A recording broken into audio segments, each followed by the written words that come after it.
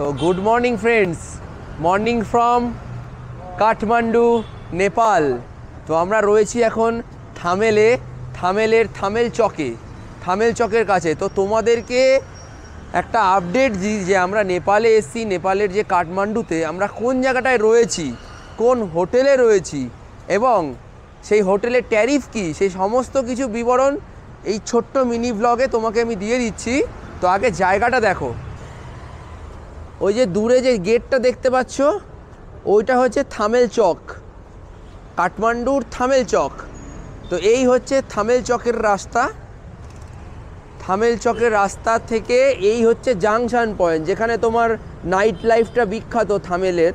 সেই হচ্ছে ওটা জাংশন এরিয়া, ওই 3 মাথার ক্রসিং, 4 মাথার ক্রসিংটা। তো ওই ক্রসিংয়ে না গিয়ে এই যে এই পাশটায় রয়েছে তোমার, আমি দেখিয়ে দিচ্ছি, এরকম বিভিন্ন রকমের এরকম বড় টাইপের বিভিন্ন দোকান রয়েছে, ঠিক আছে।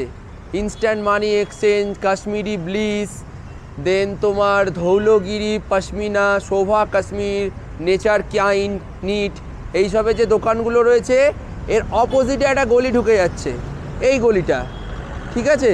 তো এই গলিটা দিয়ে ঢুকে গেলেই আমাদের হোটেলটা, ঠিক আছে। মানে বিসাইডস অফ রাষ্ট্রীয় বাণিজ্য ব্যাংক,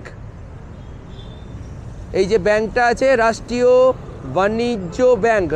বাণিজ্য ব্যাংক আর হরাইজন স্পা, এই হচ্ছে হরাইজন স্পা আর রাষ্ট্রীয় বাণিজ্য ব্যাংক, তার পাশের গলি দিয়ে ঢুকলেই কিন্তু আমাদের হোটেল। তো হোটেলে চলো, হোটেলের রুম দেখাই, দেন রুম ট্যারিফটা তোমাদেরকে বলছি। তো এই রাষ্ট্রীয় বাণিজ্য ব্যাংকের পাশের যে গলিটা, তো এই গলি দিয়ে ঢুকলেই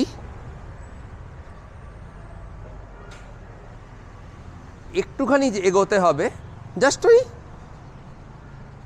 30 সেকেন্ড মতো।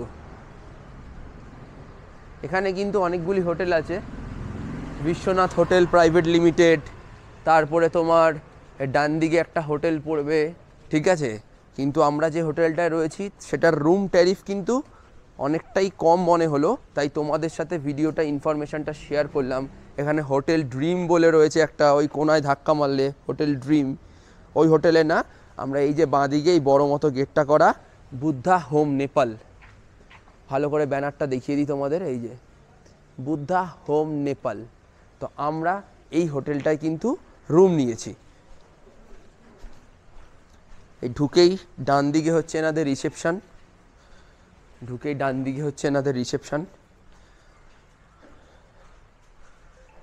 এই হচ্ছে রিসেপশন এরিয়া।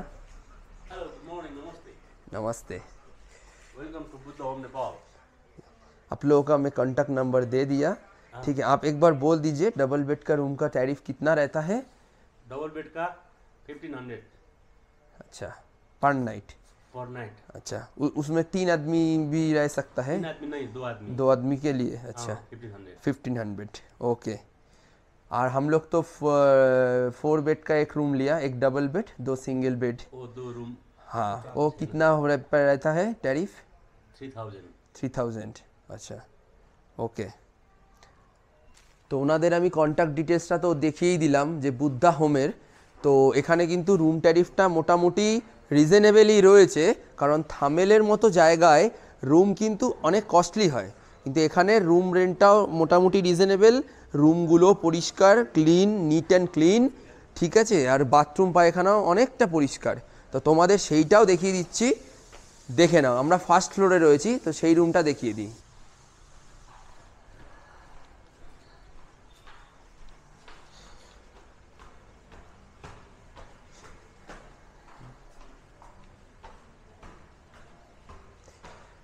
এই হচ্ছে ঢুকেই উঠেই আমাদের সিঁড়ি দিয়ে বাঁদিকে রুম, 106 নম্বর রুম।